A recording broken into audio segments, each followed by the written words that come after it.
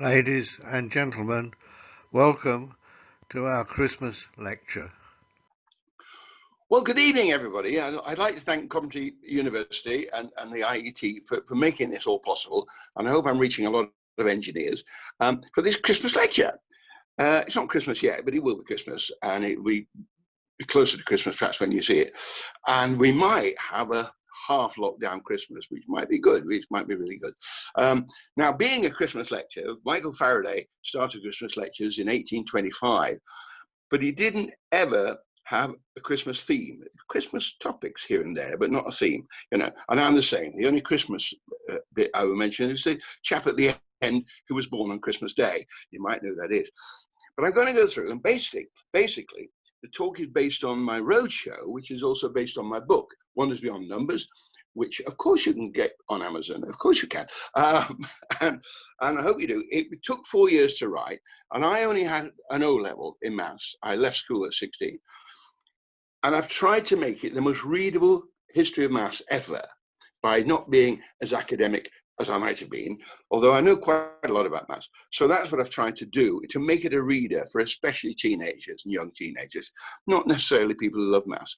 There are two other books, and they're coming out on the 3rd of December, and that is all about numbers and all about maths. But if you know me from old and bought Think of a Number from Dorling Kindersley or Mathemagicians from Dorling Kindersley, don't buy these, because these are the same books with a different title, nothing else. All right, so don't buy those. But I'm sure people will.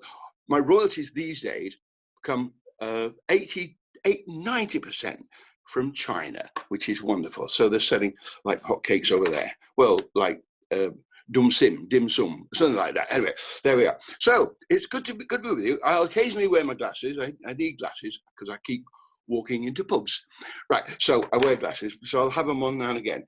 And I'm going to start with how I got into maths, because it was very early. I was about 7, possibly 8. I was born in 1938, just before the war.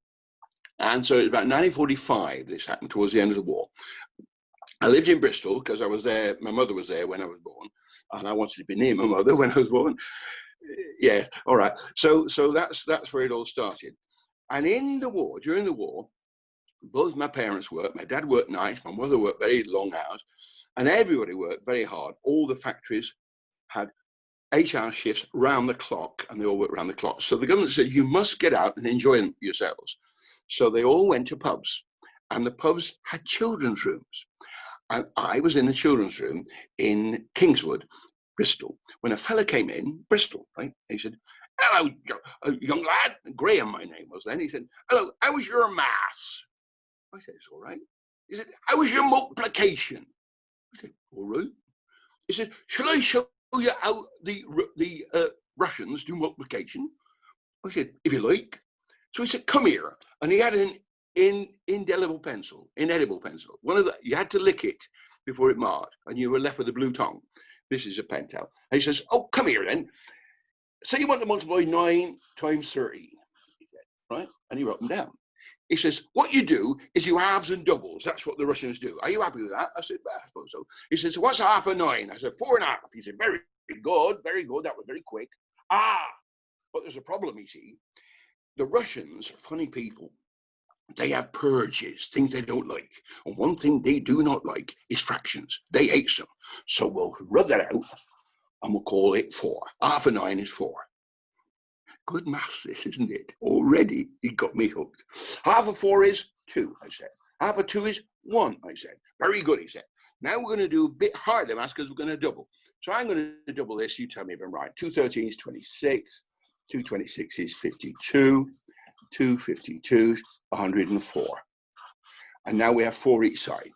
And he said, now, the Russians have got other purges, you know, and one purge they have, which is a stronger purge than fractions, and that is even numbers on the left-hand side. They can't abide them. Well, that is odd, but that's even 4, so out goes the whole row. That's even, out goes the whole row. That's odd, so we keep that. And they added what they got left. 104 and 13, 117. And sure enough, I lift this up, sure enough, 9 times 13 equals 117, and it works every single time. Thank you very much. So he showed me that, and it hooked me on mathematics, and it's wonderful. So when I wrote the book, I went back and started to research it, and I found, sure enough, in rural communities, before schools were formal, and before everybody went to school, this is how they taught kids multiplication. This is how they taught right across Europe. But I traced it back even further than that. I traced it back to ancient Egypt. And ancient Egypt did the same thing, but a slightly different way. What they would do, can you see that? Is that clear enough? All right, what they did is they wrote a 9 and 13, and then they wrote 1, double it 2, double it 4, double it 8, double it 16, stop. We don't need 16, we're only going up to 9, so we got enough. And then you go to the other side, double them, 13, 26, 52, 104, correct. Just the same as the other one. But they were told there's only one way to make 9 from these numbers on the left-hand side. And it sticks out at you. It is 8 plus 1. So you scrub that one out, and you scrub that one out, and you scrub that one out, and you scrub that one out. And that's how it works. And sure enough, you get 9 times 13 is 117. And that's how the Egyptians did it. Isn't that marvelous? But it's even more marvelous when you compare it to the present day. Because I'm talking about ancient maths, but it's so relevant to the present day. If you take these numbers and score the ones you used with 1 and the one you didn't use with a 0, you get 1, 0, 0, 1 reading up. And 1, 0, 0, 1 is the binary number for 9. Ooh, huh? And a lot of people watching will say, binary numbers, hang on, binary numbers. The binary numbers are essential to our technology today.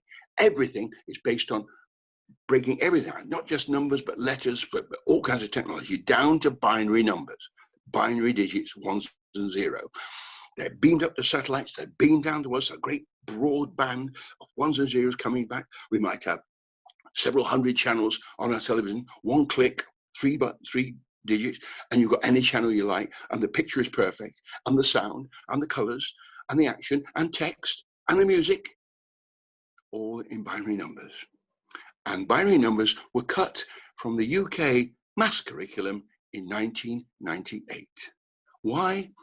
Because people who make decisions like that are mental and shouldn't have been in the job in the first place. I can tell you who that was, but it doesn't matter. Nowadays, binary numbers are a sort of an add-on, and people use them perhaps in physics, but in maths, hardly anybody touches other bases or binary numbers. It is tragic, but that is beautiful, and that's Egyptian maths. And the great thing about the ancient maths, as I found when I wrote the book, is the power of the maths. Now, the Egyptian age 3,000 years, but nearly everything was written for or about rulers. All of their rules, tons of stuff, hardly anything about ordinary people, hardly anything about mathematicians. So we only have 2 papyri. We have the Rin papyri, which is in the British Museum, and the Moscow papyri, which is in Russia. And between them, we know a lot, but not as much as we'd like to know. They lasted 3,000 years. The Greeks lasted 1,000 years. But their mathematics was incredible. And I'm going to show you some incredible maths from the very first of the great Greek mathematicians, whose name was Thales. Okay, Thales, who lived 624 to 546 BC. All right, okay. And Thales did all kinds of things. He helped us understand. They say, the story goes, no, he didn't write anything down. Everything was written about him, so we're never sure. But it is said he measured the height of the Great Pyramid, and this is something you can do. If you're going to measure the height of any building or tree, all you do is get a stick, 1 meter and a bit long, and you stick the bit into the ground, so just 1 meter is showing. Then you measure the shadow, and at the same time you measure the shadow of your tree or building from underneath where the shadow's formed, right? Divide the shadow into the shadow of the building, shadow of the stick into the shadow of the building, and you will have the height of whatever you're measuring in meters. It's as simple as that. And he discovered it and offered it to us. Well, he offered it to us, but he did more than that. He said, I think I know how to calculate the distance to the horizon. So next time you're at the beach, think about this. If you're standing on a beach, if you put your head on the ground where the water comes in, you get sea water in your ear hole, and it doesn't help at all. But if you stand on the sand, so your eyes are 2 meters above the waterline, you can see the horizon. But the question is, how far is the horizon? Well, it's a pretty good yardstick that if your eyes are 2 meters above the waterline, you can see 5 kilometers. Sorry, I'm not high enough. There we are. You can see 5 kilometers to the horizon. The question I'm going to ask you now is, how high would your eyes need to be to see 10 kilometers, twice as far? And the answer is twice as high. No, it's not. It's 4 times as high. Let me show you. He found that 2 meters is 5 kilometers. 4 times as high, 2 times 2, or 4 times as high gives you 8 meters. And from there, you can see 10 kilometers. How high do your eyes need to be to see 3 times as far? Amazingly, it's not 3 times as high, but 3 times 3, or 9 times as high. 2 meters, 9 times 18 meters. You need a hotel or a tall cliff. And now at 18 meters, you can see 15 kilometers. But this was by the first known Greek mathematician. So do you see how powerful their maths was? And why was it powerful? Because they dwelt with geometry, not numeracy. They didn't bother with numeracy at all. I'm going to do some numeracy now, but I'm going to tell you, the Greeks didn't even give their numbers names. 1 was A, 2 was B, 3 was C. When they got to 10, they started to go up in tens, and that was the system. They didn't even write them differently. So when you read old text, you can sometimes never tell whether it's a letter they're talking about or an actual number. But they loved geometry, and they did everything in geometry in pictures. And here's a picture. One of the people who followed Thales not long after was a man called Hippocrates, who you will have heard of. Hippocrates, the medic. Well, it wasn't him. Hippocrates, the medic, comes from Kos, but Hippocrates, the mathematician, comes from Chios, C-H-I-O-S. That's where he came from. And he was so good at maths, I believe he deserves the rank and the stature that Thales the medic does, but we don't get that. He wrote a book called The Elements, and The Elements is now lost. But 150 years later, a man called Euclid, who was in charge of the library at Alexandria, wrote a book called The Elements. I wonder where he got the idea. I wonder where he got the idea when Hippocrates had written a book called The Elements. Some of the things that Hippocrates produced are quite amazing. This is called the Mesolabe compass. 2 lines, equal distances, and numbered. All right? And what you can now do with this is you can multiply any 2 numbers or divide any 2 numbers, or find the ratio of one number to the other. They were great with ratios, the Greeks. All right? So we're going to do that. Say you want to multiply 45,600. No, hang on. 3 times 4. Okay, so what you do, and I've cut this page away so it tilts. And what I'm going to do is draw a line through the 1. I wonder if you can see that. No, it's not high enough. Oh dear. Just a minute, I'm going to get a book. Right. This is a book on machines, which is absolutely fabulous. It's by a Scandinavian called what's his name? Strand. It's fine. There we are. We solved it. We solved the puzzle. That's okay. That's all fixed. All right. Okay. So, and I tilted this. So, if you want to multiply, we're going to multiply 3 times 4. Every journey starts with 1 step. So, start with a 1 and have 1, 3. And what I've done is set that so the line I draw will go through the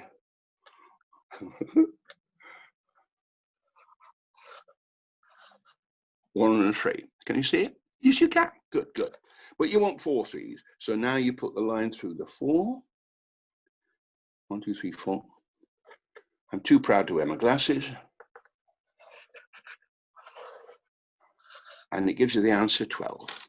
Okay? It's as simple as that. Math That's in pictures 2,300 years ago. That wouldn't be a bad idea. 2,300 years ago, let's do maths in pictures.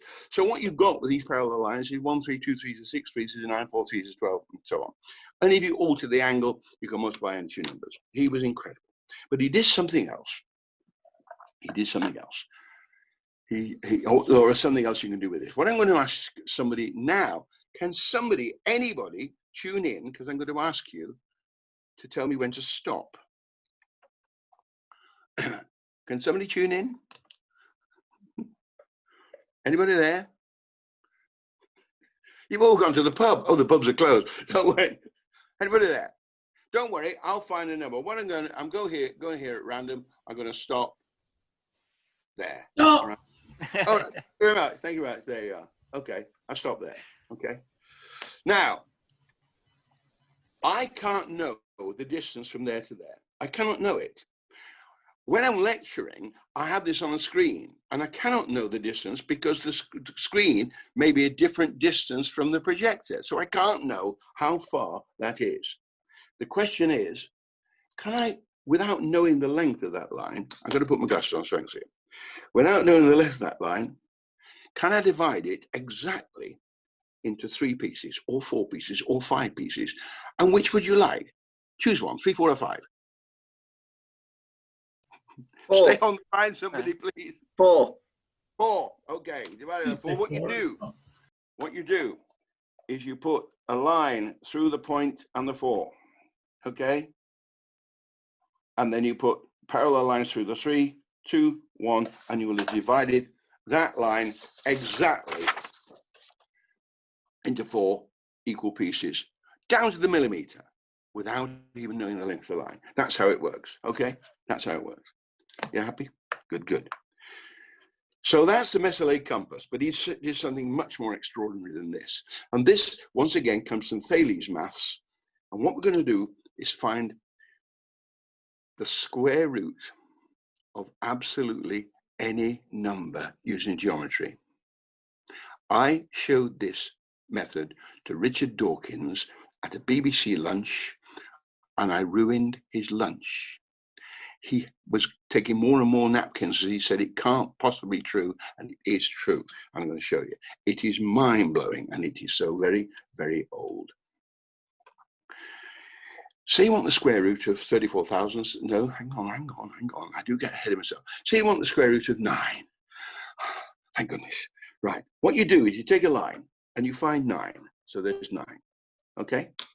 Then you add 1, and you might say, why?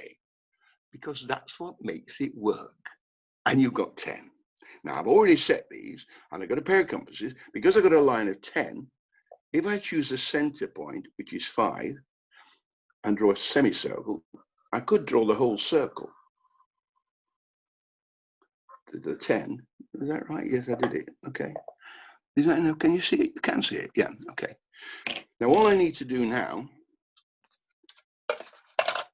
is raise the perpendicular from the 9, and that's there. Oops, that's there. And if I measure that line will be the square root of that, whatever that is. It works every single time. It's amazing, isn't it? The root of it is in this amazing thing that you might like to doodle with later and think about this. Draw a circle around your beer glass, anything you like. Draw a circle, put a dot anywhere in the circle, and then put 2 lines through the dot across the circle, 2 different ones. Okay. If you measure the 2 bits of each line divided by the dot, you will find if you multiply one by the other for each line, the answer is always exactly the same. You don't believe it, do you? It's in Euclid, and it's amazing. And that's the basis of this. What we've done here is one of the lines through the dots has gone through along the diameter of the circle, cut it in half. Now, because we chose 9 and a center at 5, let me show you this one, we could have produced this 3, 4, 5 triangle. we chose 9, so 5 is the radius, 4 is what's left of the 9, and sure enough, that is 3. So that proves it, that 3 is the square root of 9, but that's not how they discovered it. They used something else. They used ratio and proportion. It was Thales who said, if you draw a semicircle and produce a triangle in it, wherever you like, then that angle is a right angle. If you drop the perpendicular, then what you'll produce is 2 triangles who are similar triangles. Their angles are all exactly the same. That angle there equals this angle down here. This angle here equals that angle there, and these 2 angles are right angles. So because they're similar triangles, their sides are always in proportion. So if this happened to be 3 units long, and that was 6 units long, this would have to be 12 units long, because 3 is to 6 as 6 into 12. It's ratios. I've heard that people for the British primary school maths are saying, shall we cut ratios and proportions because it confuses the children? We tend to go backwards and backwards in every step in trying to make it simpler just for numeracy, when mathematics is far richer than numeracy, and we've forgotten that. So here we are. If that is 3 and it's 6, that's got to be 12. If that is 2, 2 to 6, so 6 is to 18, right? But if that is 1 and that is 6, this has to be 6 times 6, or 36. And you remember what I told you about the 2 circles, the 2 lines through a circle? If you mirrored that, then you'd have another line of 6 down there. 6 is 36, and 136 is 36. It proves what I told you about that dot in a circle. And it's just beautiful. It's absolutely gorgeous. Do we use it today? Do we? Heck, isn't it disappointing? Yes, it certainly is. How are you getting all this? Is it all right? All right. Well, we'll carry on. Normally, I can see an audience and I get response from them, and they chip in. And I can see when they're leaving, and I can't. You might have all gone. I might be talking to myself. Right. We're going to deal with some more Greek maths. One of the Greek who actually brought his maths as well from Hippocrates, and his name was Eratosthenes, and he was also the boss of the library at Alexandria, and he was an incredible guy. Eratosthenes, he's a great friend of Archimedes, but he's a great guy. He wrote a book on humor. He wrote all kinds of things. He did theatrical criticism, lots of things. He was a polymath, and he heard a story. And the story he heard was that in Syene, in southern Egypt, at midday, on Midsummer's Day, for a few minutes either side of midday, the sun shone straight down their wells and never left a shadow. Nobody had heard of this. Definitely where he'd been. And there's always a shadow as the sun comes in an angle at a well, but not in Syene. So he thought, I'm going to check this. So he lived in Alexandria, which is up here. And he found an obelisk. Now, this is 2,000 years ago, okay? The obelisk he found was Egyptian, so it was already 2,000 years old. It's a lovely thought, isn't it? He was looking at an artifact 2,000 years old, and we're now looking at him. And he measured on Midsummer's Day, at midday, the angle of the sun, and decided that angle was 7.2 degrees. Now, he may have massaged that figure, because 7.2 into 360 happily goes exactly 50 times. So all he had to do was find the distance from Alexandria to Syene and multiply it by 50. Well, if it was 800 kilometers or 500 miles, he'd be absolutely spot on, okay? Actually, he was out by a few percent. How did they measure things in those days? Even those distances, 500 miles, 800 kilometers. They paced it. They didn't have the odometer yet, hadn't been invented. They paced it. They had a rule of thumb of camel days, how many camel days, but they could vary because in good conditions, they covered a lot of ground. In bad conditions, the camels covered perhaps half of that, so it wasn't reliable. So they paced it. And remember, Alexandria was set up by Alexander and his armies. He always had to know how far it was from where he was going. So always they had pacers. I did a television program once, and I tried to talk about this. So I put a tape measure on my living room floor, and I walked around till I warmed up, and then marching pace, I walked along the tape measure, tried to hit a spot where I started, and we measured my double pace. Left, right, left. And my wife said, there. And when we measured it, it was 1.75 yards. Why am I saying it like that? I'll explain. A double pace, 1.75 yards. 100 of those, I'm saying 1,000 of those is 1,750 yards. In a mile, there are 1,760 yards. So the first time I tried it, I was out by just 10 yards in a mile. So there's no question you could teach people to pace accurately. The Romans, every time they pitched camp, they stuck a stake in the ground and said, 2 Romes, so many miles. And they knew. So there we are. They measured it. The only problem with this is when Eratosthenes published this and produced a map, the first one with lines of latitude and longitude, nobody believed him. And why? Well, I'm going to show you now. This is the globe, and his map covered the UK.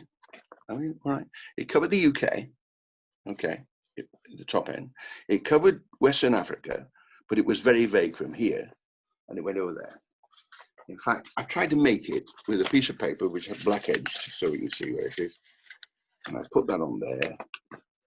That, yep, that is about his map of the Earth, right? And when he told them that was the size of the Earth, there was so much they didn't know about, they wouldn't believe him. They said the Earth can't be that big. We don't know. We know so little about it. It can't be. So they wouldn't believe it. So astronomers started to measure the Earth by looking at the stars and how they moved and calculating it. And a guy came up with a solution, and he told a chap called Ptolemy, and Ptolemy produced this map, which is really quite similar to Eratosthenes' map, but much later. And there it is.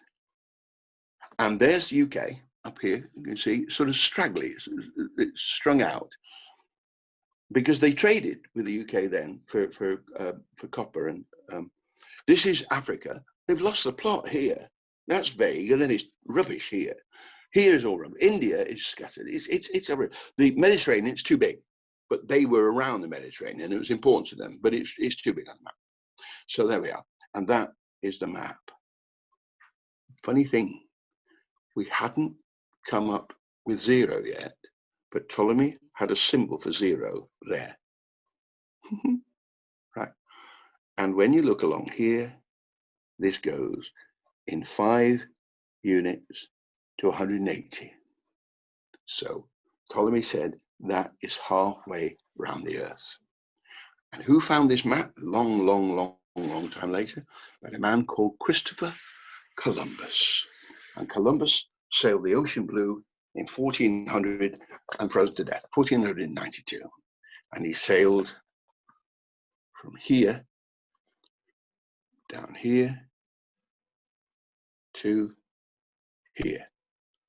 Why? He couldn't help himself. The Earth spins on its axis, and in doing so, both the water and the atmosphere lag back, they drag back, and so you get swirling. What you get is currents, and the currents go clockwise in the northern hemisphere and anti-clockwise in the southern hemisphere. Okay, clockwise. I can't look at the map on the screen because everything's backwards. Okay, so there we are, clockwise. Now the reason of these currents are very good for us in many ways, because the map's falling out. It's very good. Right, Britain is here, right, and the current goes around here, very close to the equator, across the West Indies, picking up heat all the time, up by the coast of America and across to us, and hits us, right? And it hits us. Where are we? I can't even see us. There we are. There we are. Hits us. And because of those currents, we in Great Britain have the best climate in the entire world. We just have the worst weather. We really have an incredible climate. If you look at the climate, you see how wonderful it is. We never have much more than 4 or 5 inches of snow. We do not have it. But you go across the Russias at the same latitude, and this is very cold. That is incredibly cold, right the way across. You go this way across Canada. Hudson's Bay is the same latitude as us, but it's frozen for months of the year. So we have this, because of the current, we have this incredibly wonderful climate, and that's us. And those currents were the reason that Columbus went this way. And Columbus called this place the West Indies, the Indies going west. But he was slightly wrong. How slightly wrong was he? If you punch a hole directly through the earth, the same distance above the equator to come out the other side, you'll find you'll come out the other side around here, around the Philippines, perhaps a bit nearer to China and Vietnam, right? That's where he thought he was. He thought he was in the East Indies going west. He was half a world wrong. He was actually further away from where he was going than when he started. And we call this man a hero. And there are cities in America named after Columbus, all right? He's crazy. He was an idiot. He was an idiot. You know, he actually died a pauper out there, and he wasn't very good. But after him came other people with the maths, and one was Amerigo Vespucci.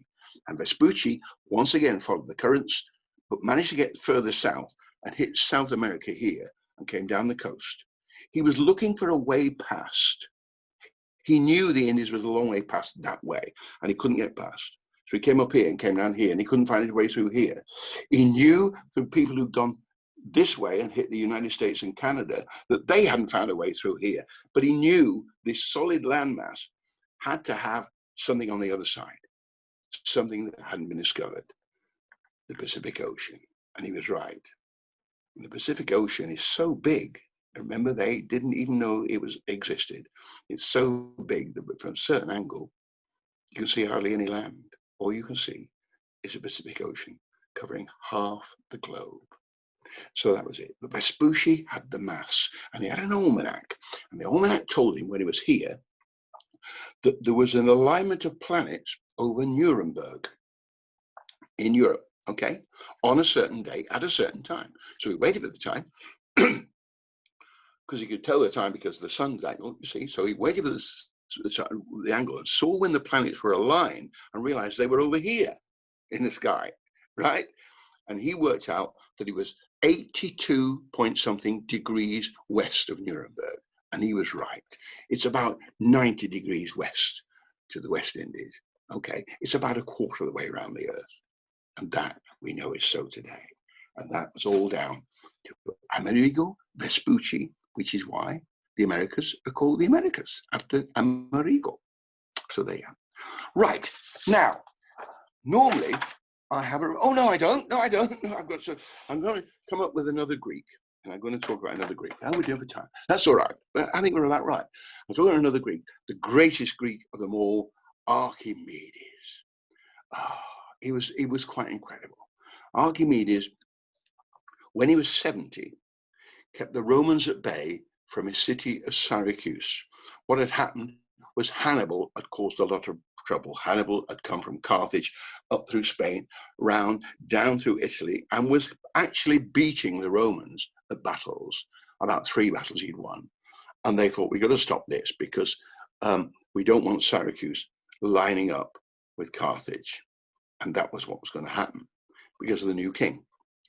So they attacked. They attacked a city 20, 30 miles up the coast and conquered it in one day.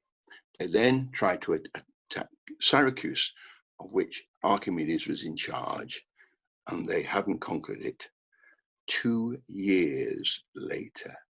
2 years with a 70-year-old man, with his weapons of warfare. What kind of weapons? There's a story, there was a claw that would come out of the water, lift a Roman ship up, tip the sailors out, and dash the ship on the rocks. Was it the case? Well, I think if you're an admiral and you've been losing a battle for one city for 2 years, you might come up with a few excuses. So it's possibly that it was only a story. But the other stories were that he burnt ships with the mirrors. It had been tried before that. It's very doubtful that you could do it at some distance, and people have tried it. It's very hit and miss. But they did say that with his catapults, his trebuchets, all the other things that he used, he could hit ships at every range up to the maximum range. And they were amazed that the maximum range was more further than they'd ever seen. Now, if he did that, he had to know about trajectories, the way a missile flies through the air. But we have no record that he ever knew about trajectories. But it's very odd. You see, if you have a catapult and you've got a maximum range with the catapult, and then you try to double that range, you've actually got to increase the weapon twice as long, twice as wide, twice as high, 8 times as big to double the range. So he must have had an understanding of trajectories. I believe he did. He had an understanding of many other things. Okay. One thing he said was, give me a lever long enough and I can move the earth. And the question is, could he? And how long would the lever need to be?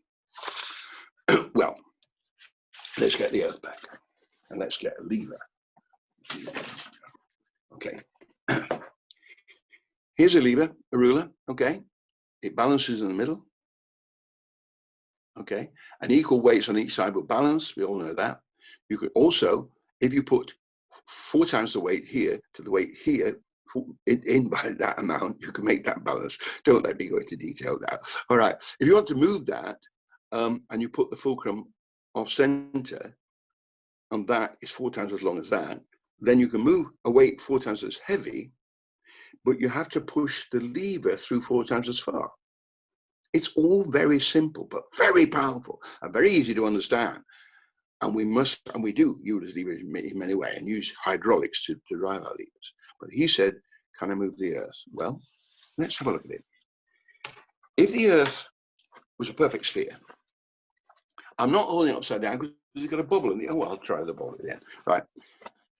If the earth is a perfect sphere, then it would have one point where you could put your lever and it would only touch that one point, okay? Now, the nearer the fulcrum is to the earth, the more levers you've got. So let's imagine that sits on the very end of the lever and the fulcrum is only 1 millimeter this way, just 1 millimeter. Then how long would the lever need to be for Archimedes to move the earth? Well, I worked it out and it's in the book. And by all means, get your calculators out and work it out yourselves. But I worked it out to be, you'd need a lever 15,812 light years long. And now he has to get to the end of the lever, find a firm place to stand, because he said, give me a first place to stand, put his body weight on the lever and hope it didn't bend and he can move the earth. So it's preposterous, but it's not, because it's, in principle, it's right. In principle, it could be done. Okay, and that's it. So there you are. I normally have an interval here. I normally do a song in the show. I do a streak here. And I used to do the streak about 20 years ago and jump out of a bath and somebody would get in front of me so the audience didn't see me in the nude and drag me out, and I'd pull some toggles and I'd be dressed. And I do a song, Eureka, I found it. I really have, I found it. Eureka, I found it, and it wasn't even lost. I'm truly astounded. The whole world is confounded where science is propounded. I truly am the boss. And it went on. Get in a bathroom full with water, and you sink just like you ought to. But what happens to the water? As you sink in more and more, the water slops up on the floor. Eureka, I've done it, and so it goes. And we explain, the king comes in with his gold bar and the crown, and we put the gold bar in the urn, and we measure the amount of water that's displaced, right? And then we put the crown in, and the water came up higher. So the crown had to be bigger than the gold bar. You must know the story. Some of the audience may not know the story, but that's the story is 2 jewelers came to the king and said, give us a bar of gold, and we'll make you a crown that you will love. You'll absolutely love it. So he said, okay. And they went away. They brought out the crown. He said, that is beautiful. Thank you very much. And then he heard a rumor. The rumor was that these jewelers were thieves, and what they did was substitute a lighter metal, probably silver, for the gold and kept that over themselves. But how could he prove it short of knocking the crown back into a gold bar?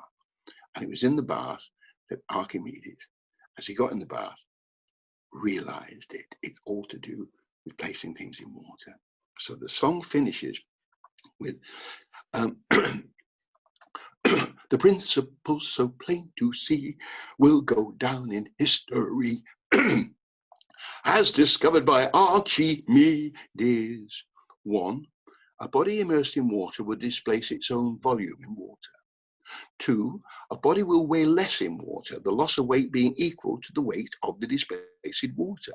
3.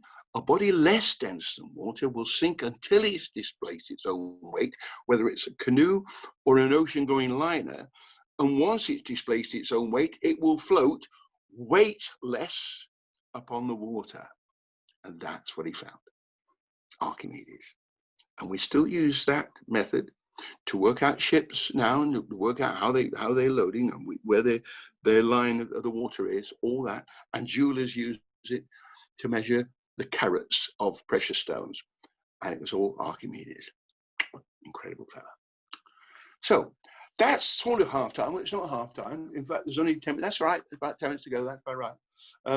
Any questions at all? Or shall I carry on and we'll have questions at the end? I hear nothing. Question at the end. Okay.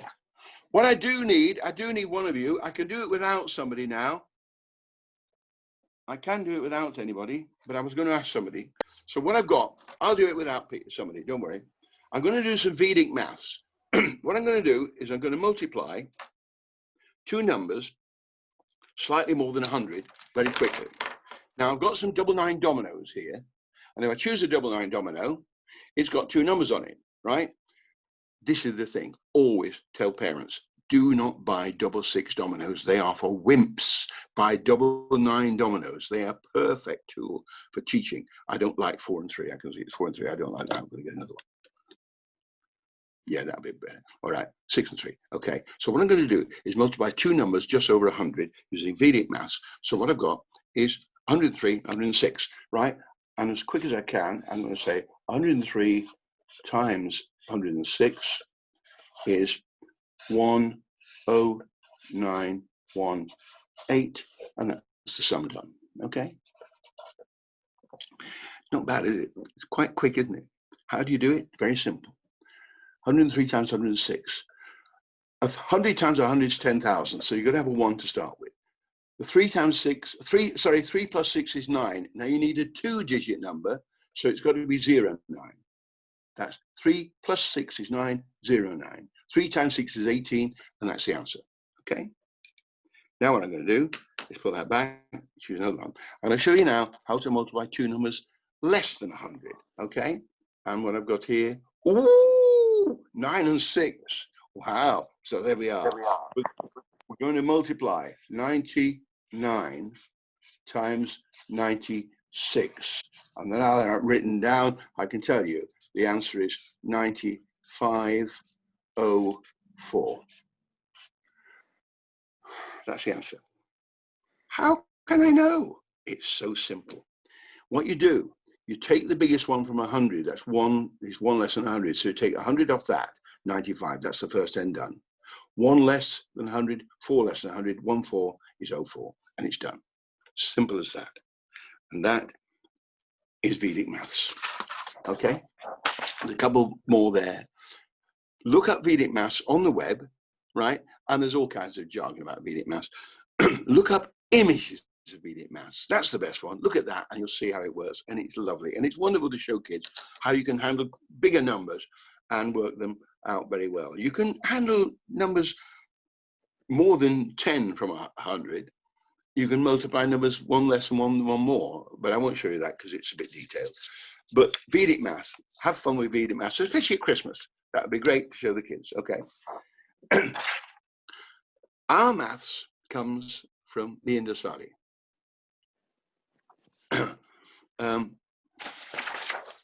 And in the valley of the Indus Someone had a brain so tremendous.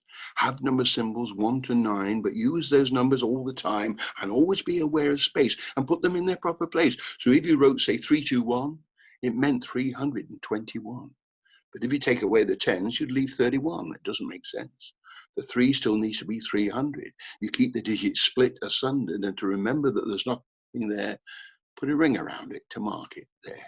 This unknown chap became a hero the day that he invented zero. And we don't know who it was, but he invented zero. But it was the Hindus, it was Islam that found it. They searched everywhere for new knowledge and they brought that to us. Eventually, it got across to us. It absolutely got to us. And during the Crusades, all this information from Islam started to cross over. Horseshoes, all kinds of things, damask, silk carpets, things like that. All those things started to come in. So it was Islam that caused the Renaissance in Europe. And that Islam is so important. Without Islam, you see, we were in the Dark Ages, and Europe was in the Dark Ages for almost 1,000 years, where the only people who learned anything were monks, and they only learned what other monks told them they could learn. So there was no education at all. It was pathetic. But Islam broadened their minds, found the old Greek mathematics and resurrected it and looked at it and built it. And eventually it came to us. This is just a bit of Islamic thinking, mathematics. This Avicenna, excuse me, my pronunciation of his name is terrible, but he played with maths. He just played with maths. He said, isn't 1 an unusual number? 1 times 1 is 1. 1 times 1 times 1 times 1 is 1 is 1. 1 times 1, yeah, okay. But with the others, it's different. So he put 1 here. 1 times 1 times 1 is 1. Then he took the next 2 odd numbers, 3 and 5, which make 8. Oh, look, 2 times 2 times 2 is 8. So he took the next 3 odd numbers, 7, 9, 11, right? And those add up to 27, which is 3 times 3 times 3. Then he took 13, 15, 17, and 19, the next 4 odd numbers. 4 times 4 times 4 is 64. The next 5 odd numbers, 1, 2, 25. And the next 6 add up to 2016. I've upset somebody. I'm terribly sorry. Anyway, there you are. Is Ibn Sina's mathematics, and it's beautiful. This pattern goes on for how long? Forever. Forever. The next 7 odd numbers add up to the cube of 7, and so on. It's absolutely beautiful. Now, coming closer to the end now, I'm going to cover. You remember I told about the Renaissance? One of the great Renaissance figures was Leonardo da Vinci. This is Leonardo da Vinci. He wrote backwards. Why did he write backwards? I think he wrote backwards to annoy his teachers. I think he said, I'm me, I'm special, I'm different. Now, if kids in schools did that, there'd be mayhem. But what is the aim of education?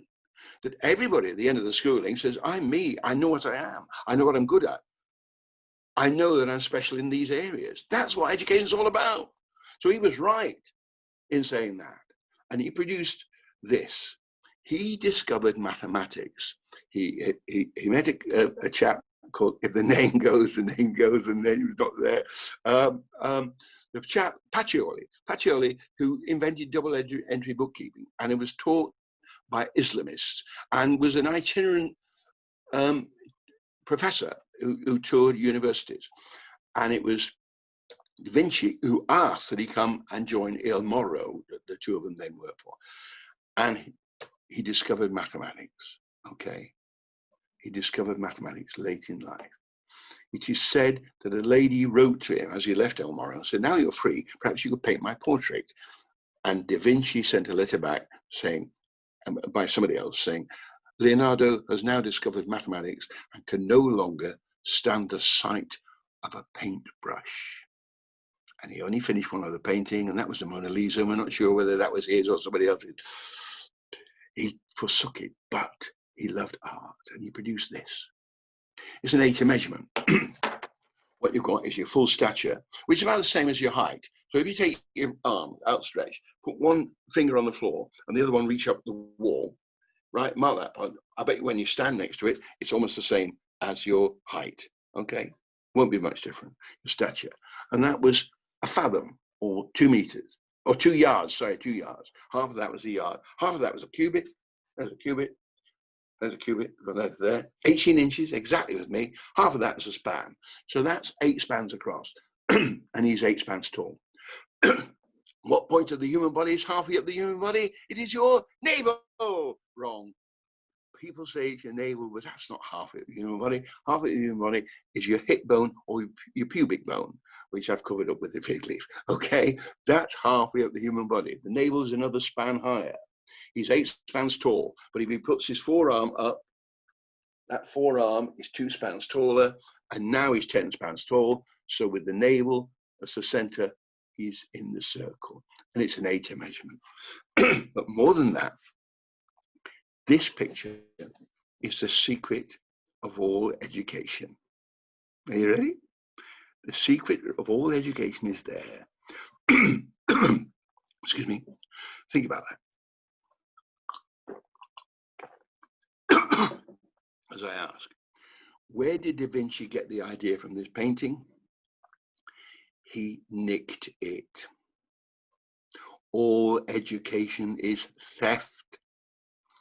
What you have to do is steal. Your education is stealing from others. No genius wants to take their ideas with them to the grave. They want us to pick them up and carry them on. That theft is natural. What do universities do? They show you the best books to read, the best people to study, so that you can become the next generation. We all pick up the baton and carry it further. That's what every generation does.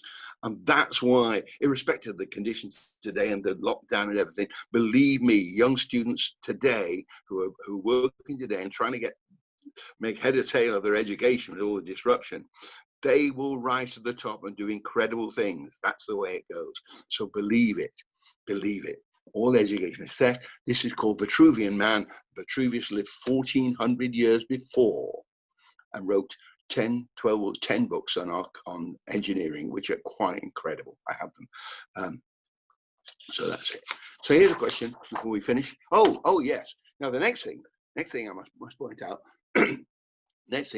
out, is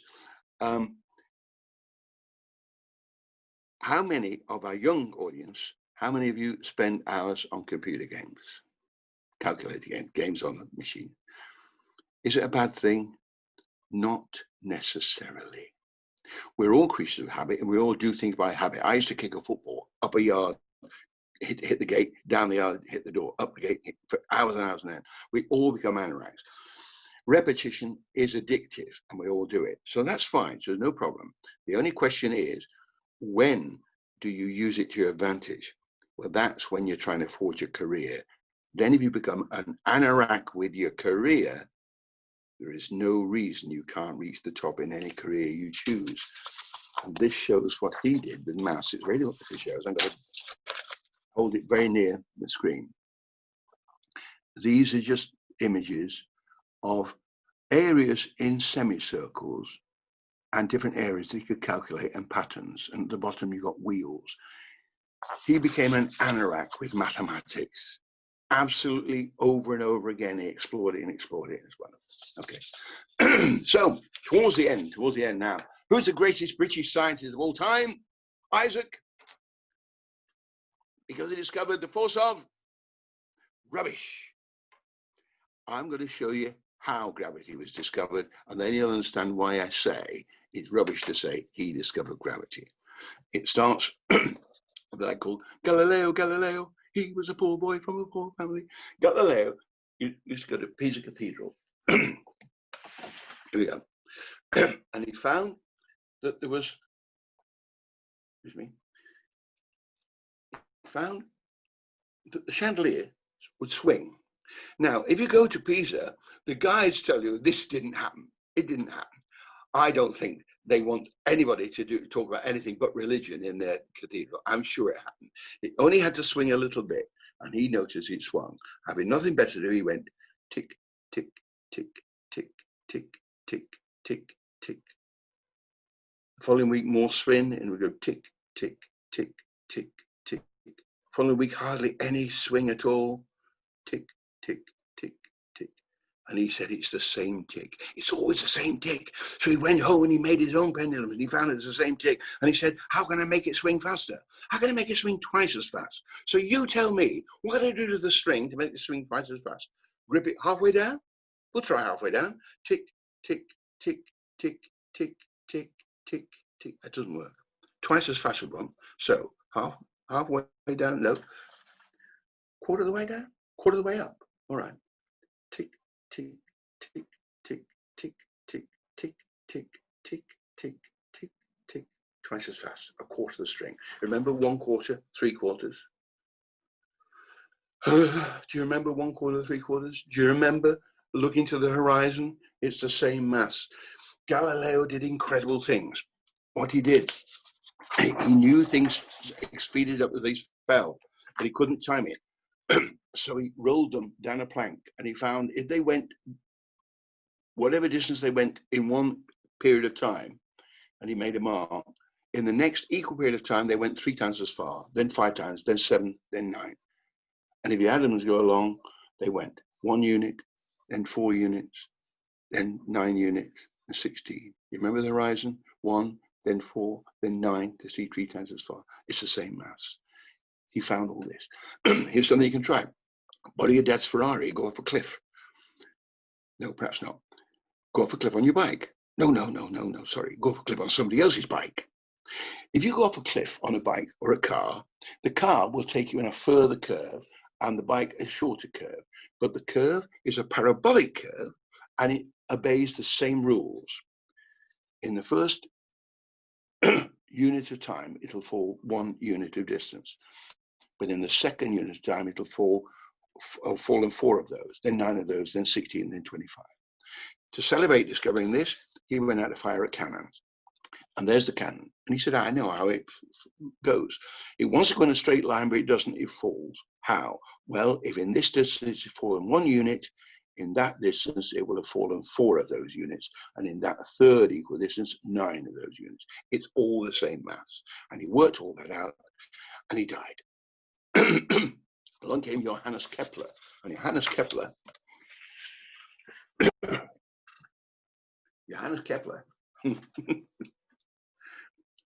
being German. Oh, I once did this and I was accused of racism. So if I upset anybody, I'm terribly sorry. Here we go. Johannes Kepler said, here's what I'm finding. Mit my ball and string. I am finding as the planets circle the sun, they do not circle the sun in circles. 999. Beep-ball, beep-ball, beep-ball. Oh, that was me saying 999. If I stop spinning the ball stops spinning. But if I give a slight pulling, the ball keeps spinning. Not in circles, the string is shorter, longer, shorter, longer, shorter, longer, shorter, longer. They are egg-shaped spins. He found the planets by going in egg-shaped spins or ellipses. He worked it all out. He absolutely worked it out, and he died. It was all when he died. And along came Isaac Newton. And Isaac Newton was at Cambridge University. In 1665, the plague hit Great Britain. The plague was worse than COVID. In the city of London in 1 week, 10,000 people died in the city of London alone, and the population was much smaller in those days, perhaps 1 million. 10,000 people in 1 week died, and sadly, they weren't all Chelsea supporters. However, what they did was closed all schools down, universities everywhere where people gathered, just like today, lockdown. So Newton, in lockdown, went home, but he grabbed the books at Cambridge. Galileo's books and Kepler's books, especially Archimedes' book, René Descartes' book, all the other books, and he took them home. And for 2 years, without a tutor, he had some people he could talk to and write to, but he was on his own. And in 2 years, he studied the books. And he, first of all, said about Kepler's ball, because he made one of these. And he said, a planet here requires a certain force to hold in orbit. Planet twice as far away, only a quarter of the force is required. Planet here, certain force to hold it in orbit. Planet half as near, 4 times the force to stop it spinning off in space. Squares of distances. It was all there. The same mass as the distance of the horizon from Thales. And he worked it all out. We call him the greatest British scientist of all time. He read 2 books, Galileo's book and Kepler's book, to get gravity. Now, we're told he did it thinking about apples. He never wrote the word apple, so I really don't buy that. It was a story told by his niece to a man called Voltaire when Newton was in the last year of his life. But what Newton did do was draw this. It was only found after his death, but it explains everything. And this is a beautiful explanation for gravity. So I'm going to finish with this. He said, if you go up a hill, throw a ball sideways, it will fall to earth. Throw it harder, it will still fall to earth. But what if you throw it with superhuman acceleration, with unbelievable ejaculation? It might fly the earth in parallelation, all the borders of this nation, across the ocean's aquilation, round the earth's great globulation, and like the moon in its gyration, describe a perfect circulation, arriving with unexpectation at my rear side elevation. Ooh!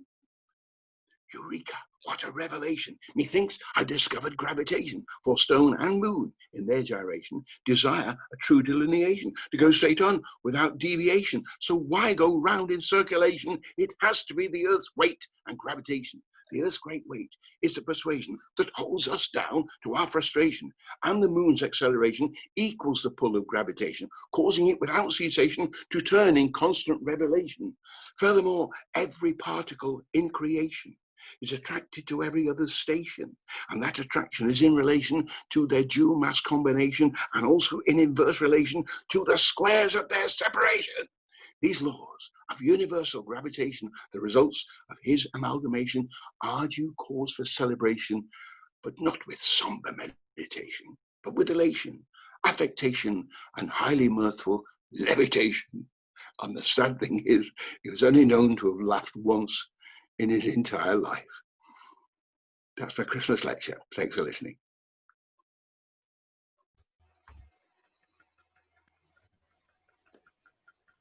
Is anybody there? Yeah. With it? Oh, good heavens, that's an hour. Anyway. I'm going down the pub.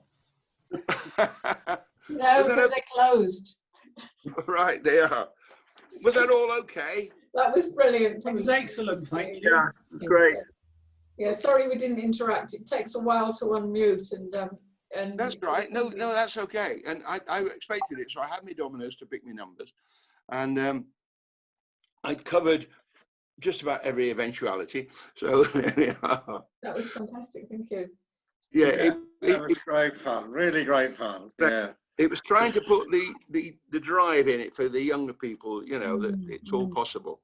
And it's, you know, it is a relay race that we're all in, and they will take their part and pick up the baton. You know, it's very important. Indeed. I don't know, Andrew, are you still recording, or is Yes, it? yes, I am for questions, and then I'll stop recording after we do questions and after Derek does his thanks. Johnny. Yeah. Okay. Fine. I'm all right. Any questions at all? There usually aren't when I finish. Can I ask you a question about you said that right at the start that you left school with 1 O-level. So Two. Oh, sorry, 2 O-levels. But I beg your pardon, I halved your achievement there. Ah, my achievements. How dare you. So how did you get from there to be interested in maths, to study maths? So I was born in Bristol. I was born in Bristol, and I was top in maths and top in most other things. There were 3 of us that led everybody else in Bristol in primary school. And I took my 11 plus, and I knew I'd pass. We then moved to Bolton. Now, before television, because this was 1949, and before television, moving a Bristol accent in Bolton was like talking Urdu today. I believe me, they didn't understand what I was saying. And I did just a couple of months in the last school before I left. So, and he said, you're very bright, but you're going to have terrible trouble with your accent. And that's what my head said at the primary school. So I went to grammar school, and I won the maths prize and the chess prize in the first year, but they put me in the second set of science, not the first, even though I was top. And so I went Form 2B, 3C, 4D, lower 5E, and then 5E because I didn't have a 5F. And I left totally disgruntled with 2 O-levels, but I got 100% in maths. So what happened then was a senior mistress came round and said, which one is Ball? 5 years at the school, she didn't even know my name. Which one is Ball, she said. And she looked at my work, and she looked at the work I'd done, and she said, how did you work this out? I said, well, that equals that. She said, but you weren't taught that. I said, no. So I taught myself. I remember teaching myself trigonometry. I remember it specifically because I hadn't listened to the teacher. And so I thought, oh, I've got to catch this up. So I taught myself trigonometry, right? I drew the triangle and did it. I remember doing it. So I left school, a total failure. As soon as I got in work at de Havilland Aircraft Corporation, who let me in on condition I got 3 more O-levels, which I did on my own. English language, English literature, and history, I got on my own to get on the business course. But I was playing the drums, and I was playing chess, and I was playing football and all kinds of other things. So I didn't settle down. So I didn't do my exams. So when it came the forces, I went in the forces, signed up for 3 years, because I've been advised by all the people I loved who were coming out of the forces, all the enthusiasts and the role models. And so I followed them, went in the RAF. That was my university. 3 years there, learned so much. I learned so much, read so much, you know. Did you choose the RAF, or was it picked for you? Well, yeah, I'd been in the Lancashire Fusiliers, but they marked my car and they say, what do you want to do? I said, I'd love the RAF and I want to get overseas. And they said, well, go for radar. So I went for radar operator. I could have been a radar mechanic or technician because I had the qualifications. Even then, but I said no, radar operator, because it was only 6 weeks training and then the maximum chance of deep overseas posting, Hong Kong, Singapore, things like that. So I had marked my card out and I had 3 years, and that was my university. I loved every minute of it, you know, and I wrote my first pantomime there in Yeovil for a camp with 2,000 people and another 1,500 in married quarters. And I wrote the pantomime for them and their audiences, and I was flying. I had no problem with anything once I'd left school. I was only at school. So since then, I just built my confidence. And all the time, through that time, I became a comedian, and I was a stand-up comedian for 12 years. But all through that time, I would buy maths books. And a lot of them were Martin Gardner's maths books. And I bought maths books, and I read maths, and I talked to people, and they say, how do you know that? I said, well, there you are. And I love maths books, and they're all on my shelves. All the books. You remember the old penguins, the blue penguins and the pelican books. They're all still there. And I read it. So suddenly, when I'm 39 and I'm writing for Playaway, I'm writing jokes and sketches and things. Somebody said, if you had your own series, what would you do? I said, I'd do a program on maths. And they laughed at me because they didn't believe it. And so, but they let me have a go. And we produced Think of a Number, and my career changed. So at 40, my career changed to the mathematical one. So I'm very lucky, really, really very lucky. Yeah, that's amazing. Yeah. Sorry, that's a long answer. Any more questions? Yeah, so you've had a long career. Is there a part of it which is your favourite? It's all favourite. I loved I wrote 5 educational musicals, and the last 2 were sponsored by Tony Blair's government. And in the year 2000, we toured Tales of Maths and Legends with that song that I did part of, closing the first half. And it was a cracking show. We worked about, we think the minimum was 160,000 kids we worked. A £5 ticket we used to charge. But in 2,000 seaters, twice a day, we were averaging 3,500 kids a day. And I also had a show in the Dome, in the Mind Zone. And that was on at 9 o'clock. And that was called With Your Mind and Tomorrow's Technology, Anything is Possible. And that was for BAE Systems. And I had 5 actors do that. And I wrote it and produced it. And they sold every place in the whole year, and the raves it got. The people who said, because there were only so many places, because we moved the audience around, so there are only so many places. And they said, half of our kids did that, and the other half didn't. The half of our kids who did that went around every zone and looked and thought and learned. The kids who didn't go to your show treated it as a jolly and raced around and got lost and did all kinds of naughty things. So that was the best year, and I was already an ambassador of British engineering from about 94 to 90 through all the way through. So all those years were lovely. So when I finished television in 93, the corporate world beat a path my door, and I worked for National Grid for 6 years, BA Systems for 4 or 5 years. I toured one show for 3 years for them, and British Gas and Rover and Rolls-Royce and everybody. So I had a great time. Not in television. So yeah. Well, like I said when we were preparing this, the thing I always remember you of was the thing that helped get me into science, which was all the Johnny Ball reveals all thing that I watched when I was a kid on television. Yeah, the secret of that, if I can say it, was the fact that I've been a comedian for 12 years. And the most complex art in being a comedian is editing. You have to have the wording absolutely spot on, and it works. If it's flabby, if your wording is flabby, I don't know how modern comics do it today, because often they're effing blinding everywhere, and I just don't understand it. But there's no art in that. The art is in the shock that they get. But the art of comedy is setting up a situation and then exploding it. That's what a joke is, and as Ken Dodd used to say. And that, when you apply that to writing science about science, it is the great discipline that you keep it tight. You keep it.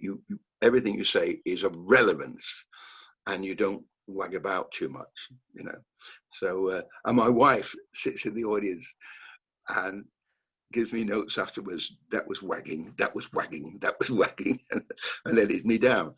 But it's the comedy training that helped me to edit it and to try to explain, because jokes have to be absolutely clear, and science, it's very difficult to make it absolutely clear. And that's my skill. Well, I believe it's my skill, and it's what I love to do. Just make it simple so that anybody of any age can understand where I'm going and won't be lost by it. So, Johnny, that is so good. Thank you so much for helping us with our BCS, IMA and IET local lecture. We are so grateful. It's going to be a great success. Thank you very much indeed. Can I just read one comment out to you that you probably will be quite pleased about, but there have been some really lovely things in the chat which we want to share with you. And I've forgotten to put the name down of the person who said this. Absolutely fantastic. I think it was Paul. Absolutely fantastic. If it wasn't for this man providing the imagination and excitement during his think of a number era, I would never have entered the world of engineering. Thanks, Mr. Ball, for everything. There you are. So that's brilliant. So I think that was Paul Lord. Is that right? Paul, do you want to come on and say something, or is there anyone else who would like to ask a question? So how about that as an accolade, as a starting point? All right, so Paul, yes, Paul. Please talk, Paul. Can you hear me? Yes, Paul, we can.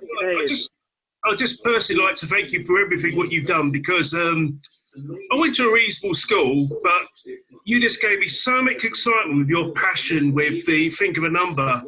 It just blew my mind. You had this ability of making the numbers just come off the page and sort of dance around me.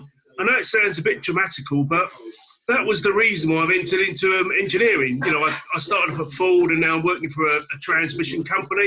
But I'd just like to say many thanks. And also, I actually wrote you a letter, and you actually came back to me, and I've still got it in my loft, where it was a think of a number pack. It was a photo, an autographed picture of you, and a personalised letter from you. So all I could say is just many, many thanks for everything. Great pleasure. Great pleasure. Yeah, thank you. And there's a question in the chat here from Simon Briggs. Question for Johnny. How do we help kids who fall behind with maths? It seems that once they fall behind, they're almost doomed to remain behind. That's right. When at one time, around 1998, when the binary numbers were cut from the curriculum, I'm afraid the Minister for Education was his name's gone, but he was only the only blind MP at the time, and he's Blunkett, David Blunkett. David Blunkett. And David Blunkett said at a meeting I was there that any child who fails their maths in a year, at the end of a year, will do the same maths the following year. And I got him to one side and raved at him. And I said, you can't do that. You really can't do that. You've got to make sure they keep up, and you've got to overlap it and get them up to speed. And you've got to put specialists to them, people who can help and clarify it. But you can't step everybody back a year. You can't do it. It doesn't work. And all they've done is simplify the curriculum over and over again, step by step by step, so the teachers can come up to standard with all children to get to a certain standard, the result of which the standard has lowered and lowered and lowered. And when you look at the maths, I've got on my shelves here, the maths books from the 1950s, you cannot comprehend how much maths they got through compared to today. So that's very sad. However, life is richer today, and the kids are learning from all different angles. So there's a give and take on this. But definitely for people who want to do maths as a career, or who have the ability to do maths as a career, the system doesn't help them by not enthusing them in the first place. And that's the sad thing about maths today. It's all very mundane and quite slow and not exciting enough. But that's all right, because that keeps me in work. That's a brilliant answer, Johnny. There's a question from Jane Cato. Which of the people, I guess, that you spoke about do you admire the most? Well, the Thales was really quite brilliant and laid down a heck of a lot of material. And he was followed by a chap called Hippocrates of Chios, not the medic. And Hippocrates has been missed by the whole of American education. I mean, serious education. Isaac Asimov never mentioned him. Two American encyclopedias of all the mathematicians in history don't mention Hippocrates of Chios. But Hippocrates of Chios wrote a book called The Elements, which is lost. And 150 years later, Euclid wrote a book called The Elements. Where do you think he got the ideas from? So that was, for me, the greatest mathematician was the man we've all forgotten, and that's Hippocrates of Chios. And I've traced bits and pieces and found quite astounding things. And I'm actually still, I've done a couple of videos on the web. If you go to Numberphile Johnny Ball, there are 2 videos there, and Numberphile PHILE, Numberphile Johnny Ball, and you'll find 2 videos, and one of them specifically on Hippocrates and his maths. And he was just after Pythagoras, the 3rd one in line, and he's been missed by everybody. But what an influence he must have been. Yeah, brilliant answer. Okay, so Amit has asked any inputs on the history of the number pi, especially from the perspectives of Vedic and Greek mathematics. Yeah, well, in January, I'm doing some lectures to Chinese audiences, once again on Zoom. I hope they understand. And I'm doing some in April as well to Chinese. And what I've done in the sample that I gave them, I looked at how Archimedes pursued pi by putting a hexagon in a circle. And because the hexagon, the size of the hexagon are equal to the radius, so he could work the distance around the hexagon 3 times the diameter, and from that get an approximation of pi. So he multiplied those 6 sides to a decagon with 12 sides, then one with 24 sides, then 48, then 96 sides. And he got very close to pi, and it wasn't bad. However, the Chinese came after him, and 2 of the Chinese took more steps. Now, I can't remember the steps offhand, but it's quite phenomenal, the steps they took. And they became so infatuated with the idea of getting a more and more accurate pi, that they continue for ages and ages. If anybody wants to know the most accurate way of pi, 22/7 is fine for most engineering. 22/7 is fine, it's accurate enough. But it's so easy to remember. I wonder if you can see this, I'll write it down.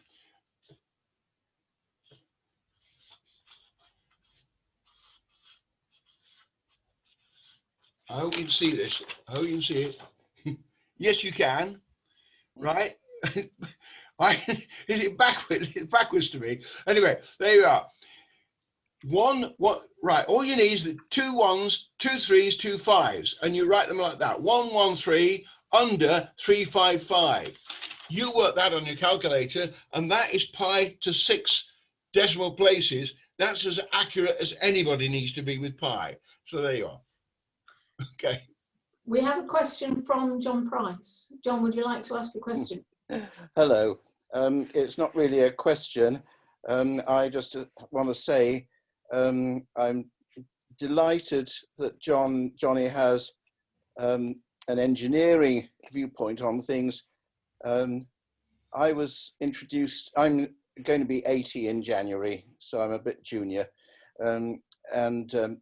I've been passionate about mathematics all my life, since my grandfather introduced me to it at the age of about 8.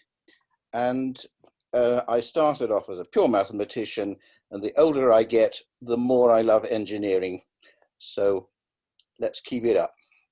Thank you very much. Thank you very much. I was very lucky that when I did my programs, the corporate world beat a pass to my door. And I didn't last that long with the BBC through all kinds of political reasons. But as I say, I worked for National Grid for 6 years, 7 years, and did their brochures explaining to the general public how the grid works and things like that. So I got very involved in engineering, and it was lovely because when I left school, my first job was with de Havilland Aircraft Corporation at Lostock in Bolton, which was the propellers division, and they became the first people to start to wire guided missiles. Ground-to-air missiles, air-to-air missiles. And I was involved in that as soon as I left school. And I loved it. But I didn't fancy being an industrial accountant for the rest of my life. So I went in the forces, then became a butler in Redcoat, then was a stand-up comedian for 12 years, and then got into, my first program I wrote on factual information was when I was 39. And so my career in maths started from then, very late. And it was really my schooling in comedy and stand-up comedy that helped me to be happy as a performer, as a talker. So it all started that way. It's a very lucky path I've taken, and it's pretty unique, I think. I've got a question here for you, Johnny, from Cara Turner. Do you believe people can be naturally bad at maths, or do you believe it's purely on practice and self-improvement? I think it's very, very easy for young people to be put off maths and convinced that they're not good at maths. If they fall behind, if they miss part of a term, if they have a particularly average teacher, not necessarily a bad teacher, an average teacher, a teacher who doesn't give them any spark, it's very, very easy to skid. I really, at secondary school, I was in Form 2B because I've been top in maths and top in most things in primary school, but that was in Bristol. And I took my 11 plus and passed easily, no question I passed. Went to Bolton because my parents moved there and I found them. And I went to Bolton County Grammar School.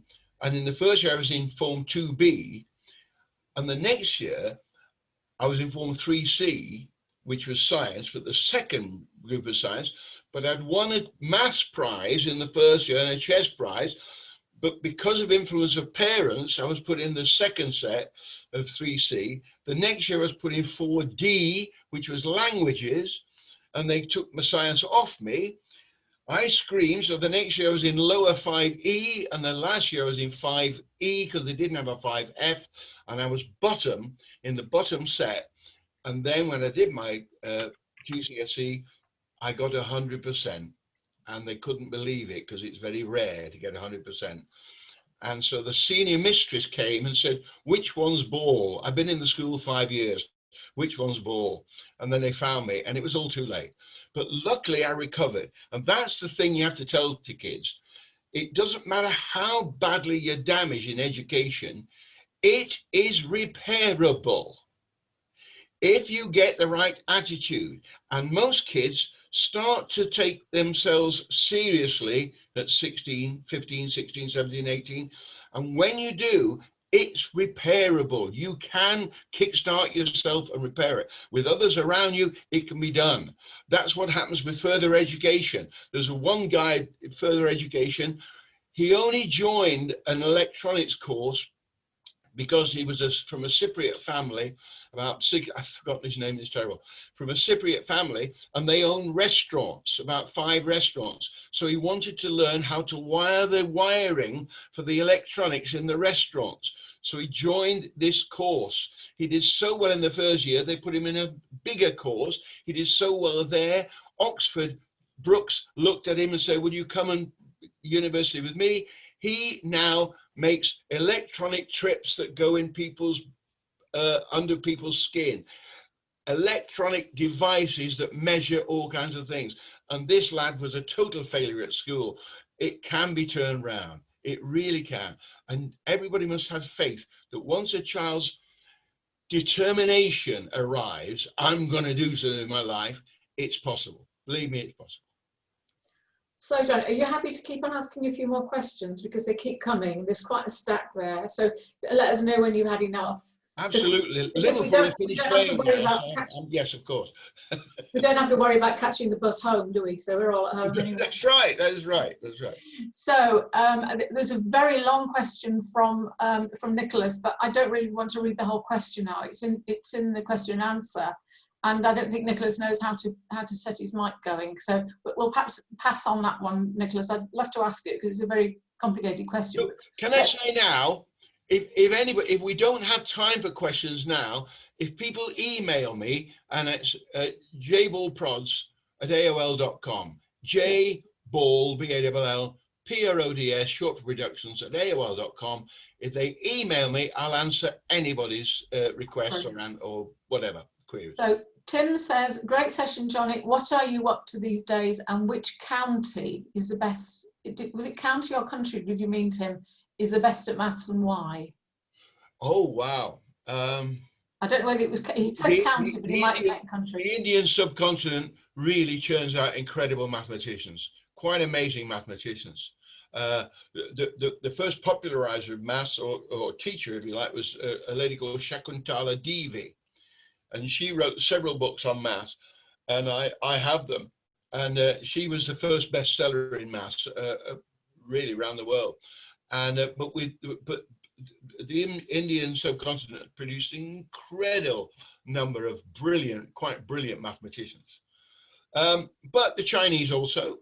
But it averages out. When I was in China on holiday, but for 3 weeks, I met some German people who employed Chinese, who make all our lenses. All the lenses of standard glasses are all made in Chongqing, right, in China, under the auspices of a German firm.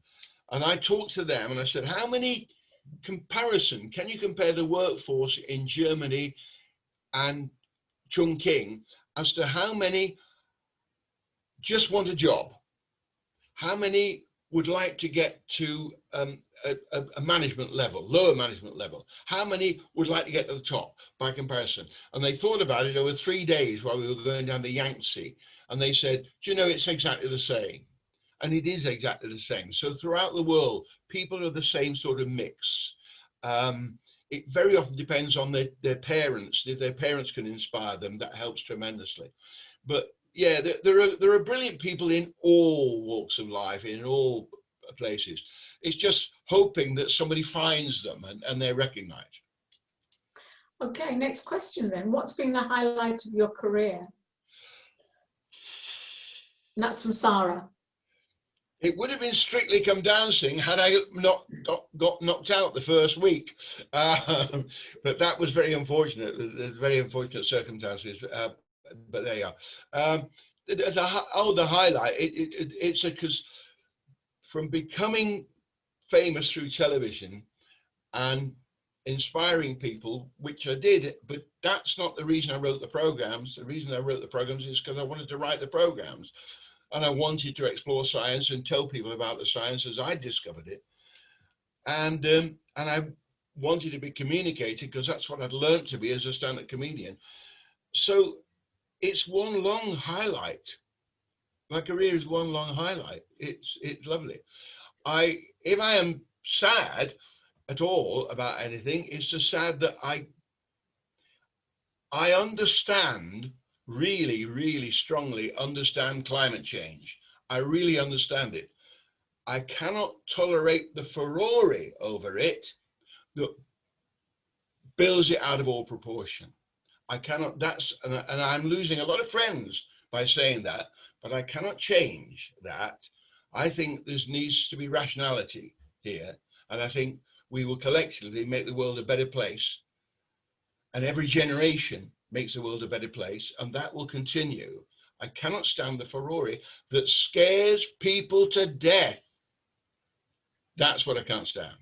And I have to be quiet about it, otherwise I get pilloried. So there you are. So if you like, I've told you the most unsatisfactory part of my life. There you are. It's not a popular viewpoint, is it? That's the problem. It's not politically correct to say that. It's not, but there's got to be rationality. And if you're scientific, you know that in science, there's no black and white. Everything is a bit of each, and you've got to come to a middle ground somewhere. And I cannot stand people being petrified, scared to death with all kinds of things that are simply not true. The Maldives are not sinking. They're not. They really aren't. The ice fluctuates. The ice is the least if you measure it at the end of summer, and that's when it's measured. In the north, the end of summer. In the south, the end of summer. That's when they tell us the ice is shrinking. And of course it does fluctuate. Of course it does. And there's lots of, the weight we are on the earth is tragic. What we're doing, damaging the earth, is really tragic. And we have to do something about it. But I can't see it working that way with just scaring people to death.